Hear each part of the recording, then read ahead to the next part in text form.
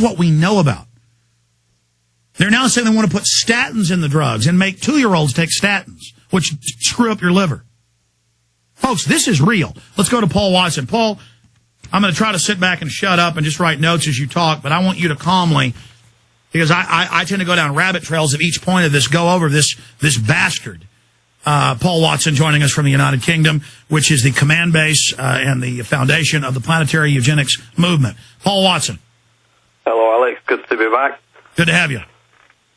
Yeah, the main shocker that came out of the rediscovery of this book, Ecoscience, written by Obama's top science and technology advisor in '77, and a book which Holdren is happy to be photographed with in his own library, as we've got that picture on top of the article that we posted on Saturday. He's never backed away from the statements made in the book.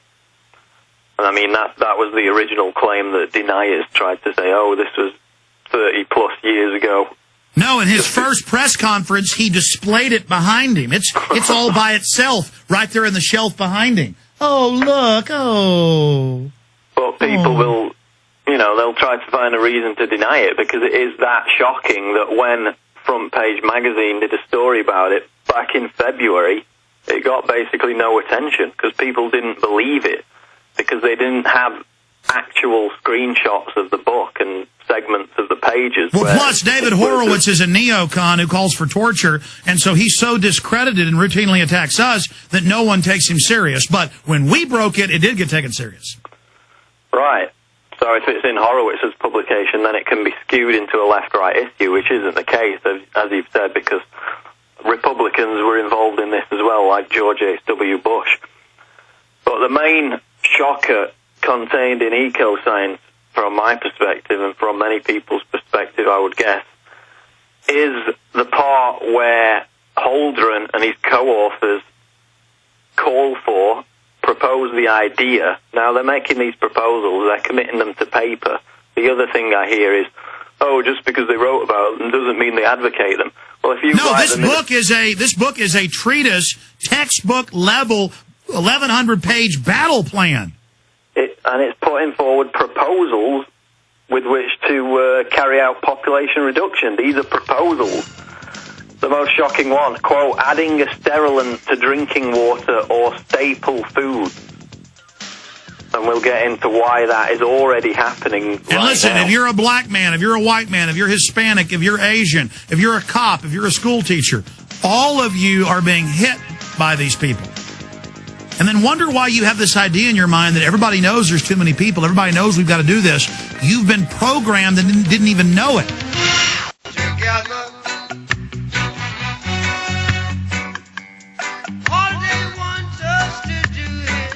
Here's the London Independent today. Rockefeller Foundation. Climate change will cause civilization to collapse. See, they're gotten us into a financial system where they own and control all the major modes of production. 90% or near it. It's like 87% of the Western population lives in urban areas. And from Japan to the United States. So they can control us now. And they're going to collapse things. This is the IMF World Bank plan. And that's what we've got to do, is explain to people in an article, Paul Watson, I know you're working on one today, for Prison Planet, not just that he's planning this or that it's the government textbook or all these other government documents. But the big issue here is they're implementing this. They're carrying this out. The green carbon tax, they admit. And the IMF and World Bank documents admit. And I've heard them brag on NPR. This is not a secret that, the plunging economy is good. This will help us have a smaller carbon footprint. I mean, I see that every day. In fact, I want to show listeners my mind. And by that when I say something, I see it every day. Google, for everybody watching right now, bad economy, good for lowering carbon footprint. So, and then you can find articles where they say, oh, yes, we're imploding it to get your carbon footprint down. Yes, to get you dependent on them so they can really have their way with you with the CPS paramilitary police, which this bastard, Obama's head chief, says he wants to do, and they're doing it. He didn't just write this decades ago. He's implementing all of this. Paul Watson, go ahead. Right, and we just mentioned before the break, one of the proposals in the book is, quote, quote, adding a sterilant to drinking water or staple foods. And it's explained that it must be, quote, uniformly effective, but that it must not affect livestock. And so they're talking about mass sterilizing the public against their knowledge through the water supply, which is defined in the Nuremberg Code as a crime against humanity. Now, fact is that global sperm counts have dropped by a third since 1989 and by half in the past 50 years. And that's global average where they're not running chemical attacks in third world. It's almost 90% in Europe and the United States. Basically, European men basically don't even have testicles for any intensive purposes now. Well, I've linked to studies in this new article. For example, white European men, the rate of decline is more, as you've just said. Now, this study was related to Italian men, and the rate of decline is 50% in the last 30 years. So their sperm count's been reduced by 50% in the last 30 years. Now, if you factor that in, it equates to a population reduction of the native population. We're not talking about immigration. A population reduction of the native population of 22% by 2050. So that's 22% population reduction. That's the fact that global sperm counts are dropping. They have been for 50 years, and that's only accelerating. Now, this is being blamed on a number of factors, mainly industrial and pharmaceutical factors, which no doubt have contributed. You mentioned the HRT products and things like that. But the latest studies, one of which was done by the University of Exeter in England, tell us that they're finding new chemicals in the rivers, in the lakes, in the water supply. Now, in England, this has had the effect of gender-bending male fish to the point where now in all British rivers and lakes, 1/3 of the fish population, the entire fish population throughout the country, has been feminized. 1/3 of the fish are now effectively female. And in fact, they measured the fish population near the sewage works, and the ones nearest the sewage works, they found that 80% were now feminized. Their male organs had been poisoned. And so it's what's being added to the water. The studies show this is at higher levels than what the regular consumption of women in birth control would be. And so clearly it's being added as the head of the White House science says they want to. And these chemicals are called anti-androgens. Now, these are the things that are given to transsexual men who want to become women. Remember what Holdren said about, no noticeable side effects. These are what are given to sex offenders released from prison to reduce their sexual libido. Yeah, stay there. So they have the effect of counteracting masculinization. Stay there. Repeat that when we come back. And also, of the thousands of plastic formulas they could have adopted worldwide, they adopted the one formula that also sterilizes. All right, Watson. Recap what you were saying about the water supply. They're clearly already doing this. But he also gets into a global police state of CPS to take everyone's kids.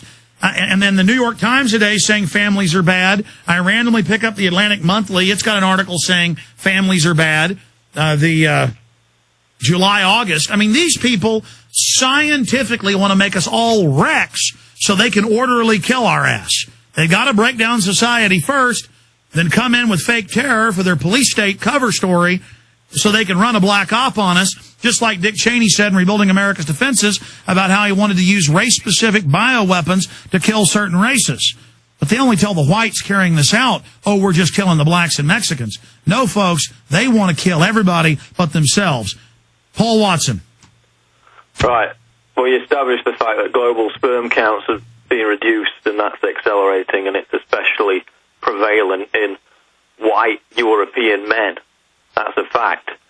Now, what's also a fact is that the University of Exeter, along with the University of Sussex, has done scientific studies earlier this year which produced the results that anti-androgens were being released into the water supply, and this was above and beyond the concerns about HRT and contraceptive pills, which are also affecting the environmental crisis. But these androgens are used to treat sex offenders or given to sex offenders after they're released from prison to suppress their sexual libido.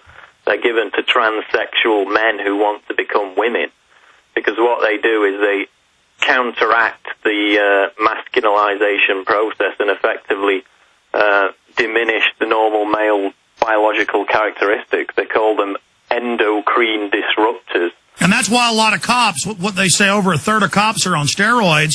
A lot of them, in a way, actually need them, I guess, because we've all been feminized by this. Right.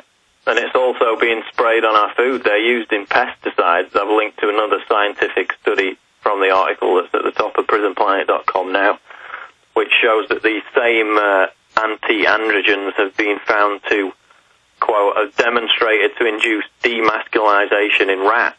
So Hold on a minute. I actually saw a mainstream report on that last week and didn't even think to cover it. What you're saying is key here.